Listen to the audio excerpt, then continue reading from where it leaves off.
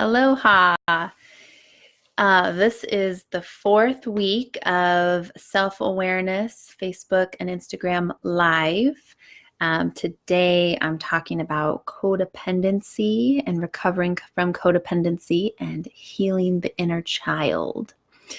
So I like to just today, I didn't do it every single time, but I really like to take a moment and just pause and notice what's going on with you. Maybe rub your hands together and give yourself a moment to just breathe. And when you rub your hands together, you start to build this friction and this heat, and then you can sort of pull it apart and feel what's going on in your hands and just what's going on in your body, what's going on with your breath. Yeah. So this is kind of a big topic for me personally because inner child work and codependency were some of the most transformational elements in my healing process.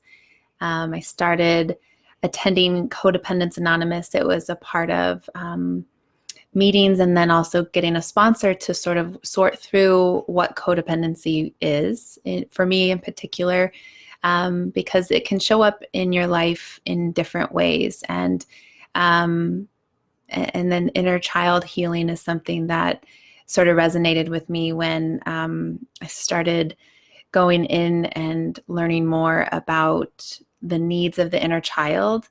And there's a great book called Taming the Outer Child, and it's where the outer child can act out certain things that your inner child is really longing for that we didn't know was happening. And then what happens is the outer child acts them out in a non-healthy way. And then we as adults are there to take responsibility for the actions and to start to regenerate how we want to respond and react in the world. So the issue around codependency is that it becomes where we don't want to place blame on anybody or anything for codependent tendencies. But it usually originates from a childhood where we, as children, we are meant to express emotions. We have different feelings, different needs, and caregivers are the ones who are there to mirror those emotions and to validate our feelings. And if there's any sort of detachment or distance from a family member, then you're not able to get your feelings and needs met or be validated. It's sort of like I heard an analogy about a bird who is taught to fly. The bird flies the nest and goes and flies away on their own. But if that bird is not taught effectively how to fly, then that bird can just fly and just fall to the ground as they fly out the nest. So it tends to be that when we are in adulthood and we look around to have others meet our needs, and we look to meet people's needs. So codependency is that idea that we are other focused. We are focused on what everyone else needs, not what we need. So if there's a decision to be made, we might ask the other person what they want rather than, and maybe disregard completely what we want. And so the sort of flip side of that is inner child work, is that the inner child is more self-focused and not so much in a selfish way, but sometimes, in a healthy and unhealthy way. There's the inner child is that authentic state that we look to see what's coming up for us that maybe we're not acknowledging, so that we can meet our own needs. I think sometimes there's the response to events or things that are happening around us, like if there's a party or there's we're asked to do something, to go somewhere or to help someone, and we might get a little tinge in our heart of like, no, I don't really want to do that. But then we say yes anyways.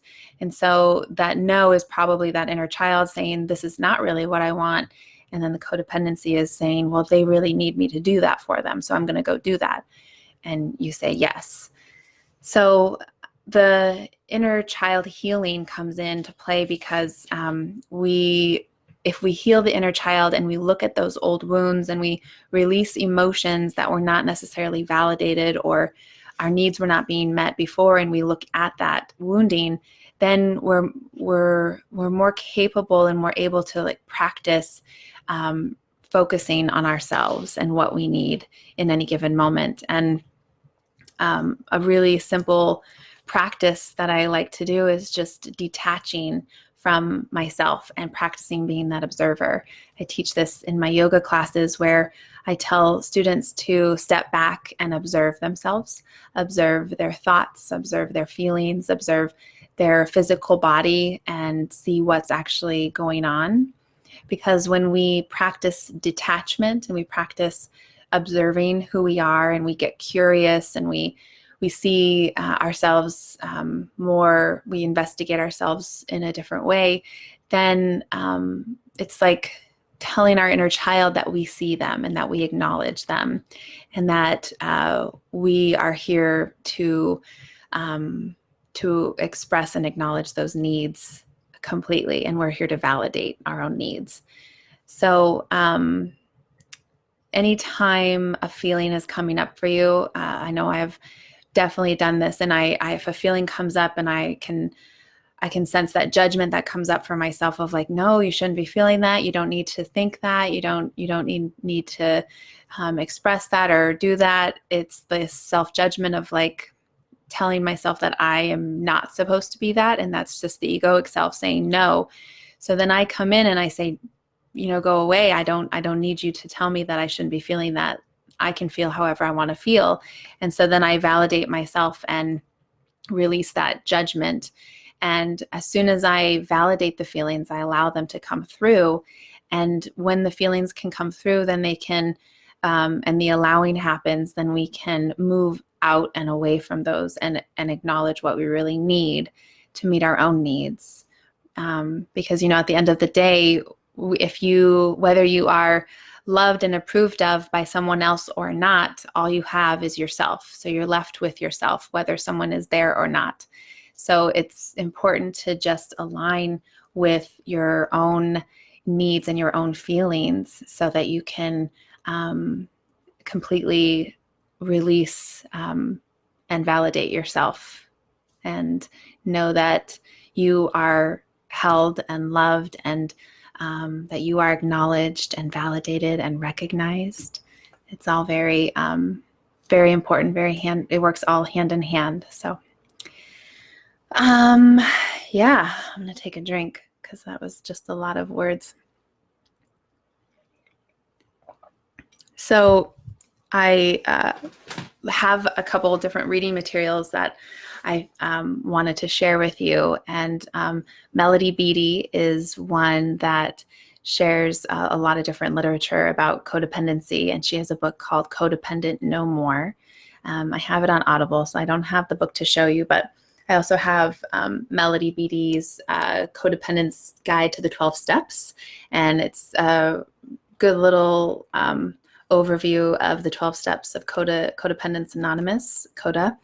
And I want to encourage you to sort of go out for yourself and research a little bit more about codependency and or inner child healing and see what you find.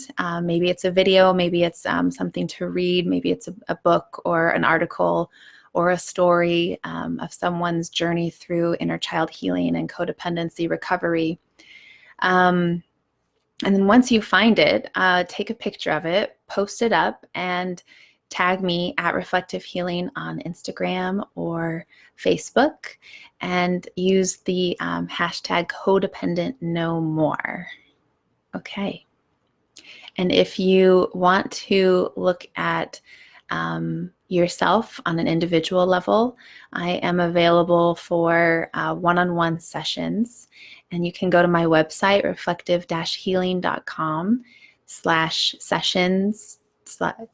It's a dash, then dash with dash Christy. And I'll put that in the notes so you have it available.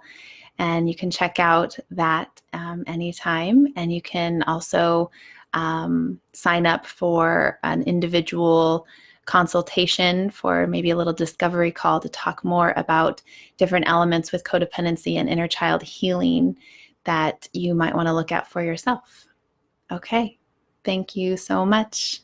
Aloha.